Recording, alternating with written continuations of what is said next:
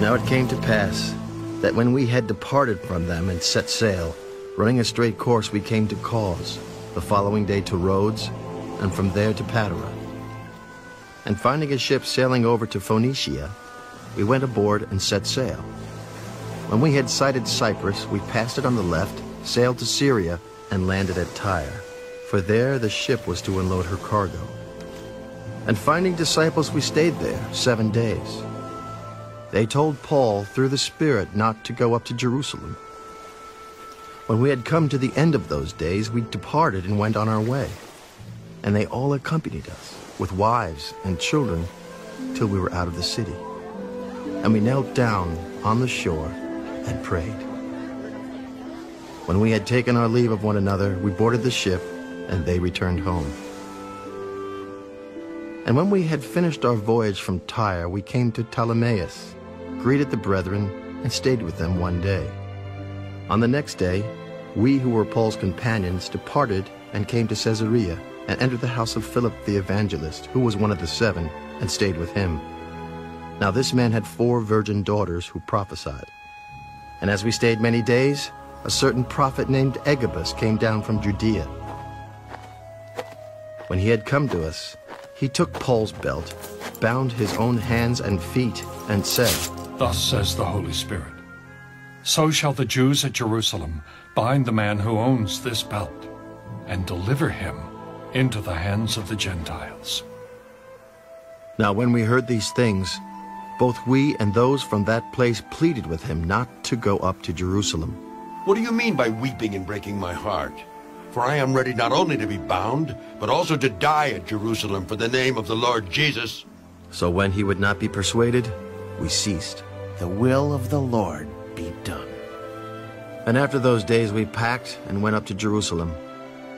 Also some of the disciples from Caesarea went with us, and brought with them a certain Nason of Cyprus, an early disciple, with whom we were to lodge.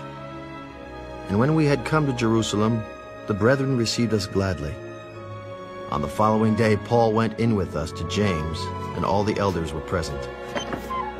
When he had greeted them, he told in detail those things which God had done among the Gentiles through his ministry. And when they heard it, they glorified the Lord.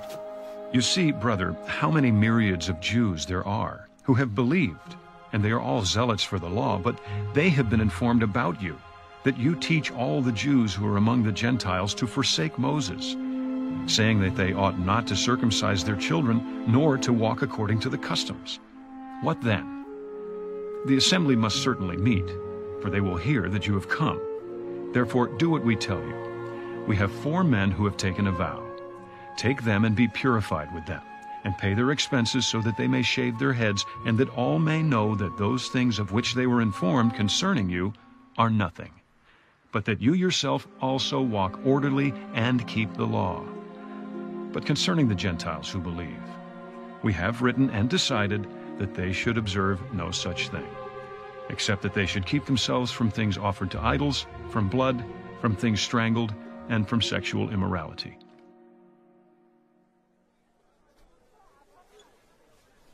Then Paul took the men, and the next day, having been purified with them, entered the temple to announce the expiration of the days of purification, at which time an offering should be made for each one of them. Now when the 7 days were almost ended, the Jews from Asia, seeing him in the temple, stirred up the whole crowd and laid hands on him, crying out, Men of Israel, help! This is the man who teaches all men everywhere against the people, the law, and this place. And furthermore, he also brought Greeks into the temple and has defiled this holy place. For they had previously seen Trophimus the Ephesian with him in the city, whom they supposed that Paul had brought into the temple. And all the city was disturbed, and the people ran together, seized Paul, and dragged him out of the temple. And immediately the doors were shut. Now as they were seeking to kill him, news came to the commander of the garrison that all Jerusalem was in an uproar. He immediately took soldiers and centurions and ran down to them. And when they saw the commander and the soldiers, they stopped beating Paul. Then the commander came near and took him, and commanded him to be bound with 2 chains. And he asked who he was and what he had done. And some among the multitude cried one thing, and some another. So when he could not ascertain the truth because of the tumult, he commanded him to be taken into the barracks. When he reached the stairs, he had to be carried by the soldiers because of the violence of the mob. For the multitude of the people followed after, crying out. Then, as Paul was about to be led into the barracks, he said to the commander, "May I speak to you?" Can you speak Greek? Are you not the Egyptian who some time ago stirred up a rebellion and led the 4,000 assassins out into the wilderness? I am a Jew from Tarsus in Cilicia, a citizen of no mean city, and I implore you, permit me to speak to the people. So when he had given him permission, Paul stood on the stairs and motioned with his hand to the people. And when there was a great silence, he spoke to them in the Hebrew language.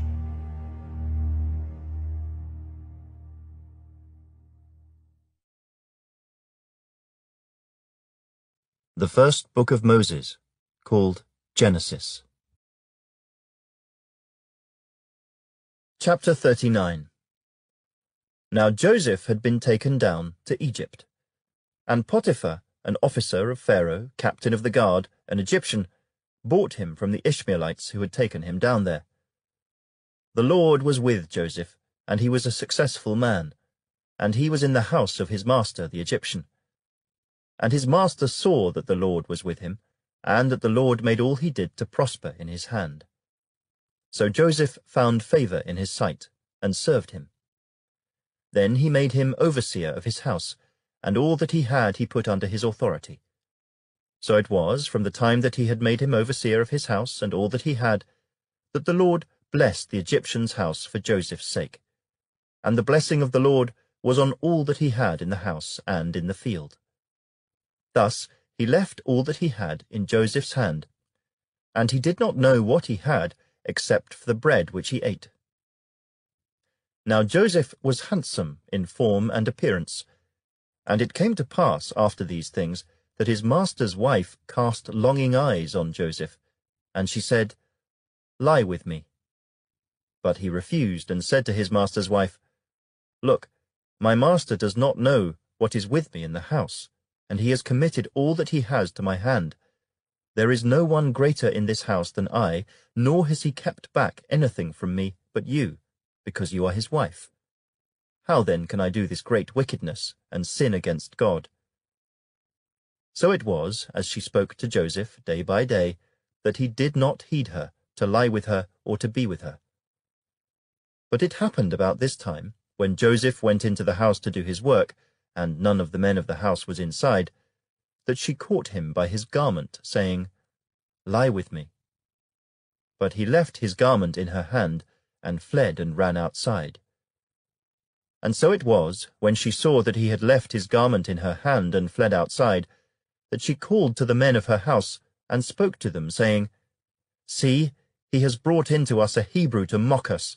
He came in to me to lie with me, and I cried out with a loud voice. And it happened, when he heard that I lifted my voice and cried out, that he left his garment with me, and fled, and went outside." So she kept his garment with her, until his master came home. Then she spoke to him with words like these, saying, "The Hebrew servant whom you brought to us came in to me to mock me.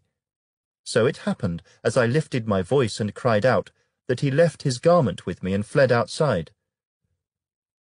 So it was, when his master heard the words which his wife spoke to him, saying, "Your servant did to me after this manner," that his anger was aroused. Then Joseph's master took him and put him into the prison, a place where the king's prisoners were confined. And he was there in the prison. But the Lord was with Joseph, and showed him mercy, and he gave him favor in the sight of the keeper of the prison. And the keeper of the prison committed to Joseph's hand all the prisoners who were in the prison. Whatever they did there, it was his doing. The keeper of the prison did not look into anything that was under Joseph's authority, because the Lord was with him. And whatever he did, the Lord made it prosper. Chapter 40. It came to pass after these things that the butler and the baker of the king of Egypt offended their lord the king of Egypt. And Pharaoh was angry with his 2 officers, the chief butler and the chief baker. So he put them in custody in the house of the captain of the guard, in the prison, the place where Joseph was confined. And the captain of the guard charged Joseph with them, and he served them. So they were in custody for a while. Then the butler and the baker of the king of Egypt, who were confined in the prison, had a dream, both of them, each man's dream in one night, and each man's dream with its own interpretation. And Joseph came into them in the morning and looked at them, and saw that they were sad. So he asked Pharaoh's officers, who were with him in the custody of his lord's house, saying, "Why do you look so sad today?" And they said to him, "We each have had a dream, and there is no interpreter of it." So Joseph said to them, "Do not interpretations belong to God? Tell them to me, please." Then the chief butler told his dream to Joseph, and said to him, "Behold, in my dream a vine was before me, and in the vine were 3 branches. It was as though it budded, its blossoms shot forth, and its clusters brought forth ripe grapes. Then Pharaoh's cup was in my hand, and I took the grapes and pressed them into Pharaoh's cup, and placed the cup in Pharaoh's hand." And Joseph said to him, "This is the interpretation of it. The 3 branches are 3 days. Now within 3 days, Pharaoh will lift up your head and restore you to your place, and you will put Pharaoh's cup in his hand according to the former manner when you were his butler. But remember me when it is well with you, and please show kindness to me. Make mention of me to Pharaoh, and get me out of this house. For indeed I was stolen away from the land of the Hebrews, and also I have done nothing here that they should put me into the dungeon." When the chief baker saw that the interpretation was good, he said to Joseph, "I also was in my dream, and there were 3 white baskets on my head. In the uppermost basket were all kinds of baked goods for Pharaoh, and the birds ate them out of the basket on my head." So Joseph answered and said, "This is the interpretation of it. The 3 baskets are 3 days.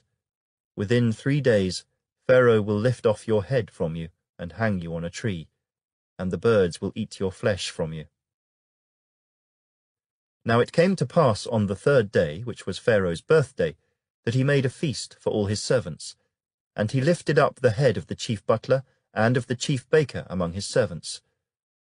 Then he restored the chief butler to his butlership again, and he placed the cup in Pharaoh's hand. But he hanged the chief baker, as Joseph had interpreted to them. Yet the chief butler did not remember Joseph, but forgot him. The Book of Proverbs. Dishonest scales are an abomination to the Lord, but a just weight is his delight. When pride comes, then comes shame, but with the humble is wisdom. The integrity of the upright will guide them, but the perversity of the unfaithful will destroy them. Riches do not profit in the day of wrath, but righteousness delivers from death. The righteousness of the blameless will direct his way aright, but the wicked will fall by his own wickedness. The righteousness of the upright will deliver them, but the unfaithful will be caught by their lust. When a wicked man dies, his expectation will perish, and the hope of the unjust perishes. The righteous is delivered from trouble, and it comes to the wicked instead. The hypocrite with his mouth destroys his neighbor, But through knowledge the righteous will be delivered. When it goes well with the righteous, the city rejoices, and when the wicked perish, there is jubilation. By the blessing of the upright the city is exalted, but it is overthrown by the mouth of the wicked.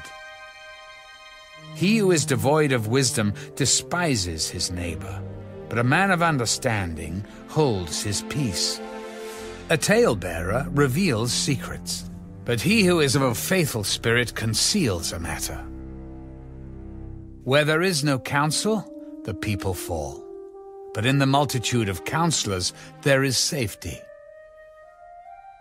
He who is surety for a stranger will suffer, but one who hates being surety is secure. A gracious woman retains honor, but ruthless men retain riches. The merciful man does good for his own soul, but he who is cruel troubles his own flesh. The wicked man does deceptive work, but he who sows righteousness will have a sure reward. As righteousness leads to life, so he who pursues evil pursues it to his own death. Those who are of a perverse heart are an abomination to the Lord, but the blameless in their ways are his delight. Though they join forces, the wicked will not go unpunished, but the posterity of the righteous will be delivered. As a ring of gold in a swine's snout, so is a lovely woman who lacks discretion. The desire of the righteous is only good, but the expectation of the wicked is wrath. There is one who scatters, yet increases more, and there is one who withholds more than is right, but it leads to poverty. The generous soul will be made rich, and he who waters will also be watered himself. The people will curse him who withholds grain, but blessing will be on the head of him who sells it. He who earnestly seeks good finds favor, but trouble will come to him who seeks evil. He who trusts in his riches will fall, but the righteous will flourish like foliage. He who troubles his own house will inherit the wind, and the fool will be servant to the wise of heart. The fruit of the righteous is a tree of life, and he who wins souls is wise. If the righteous will be recompensed on the earth, how much more the ungodly and the sinner?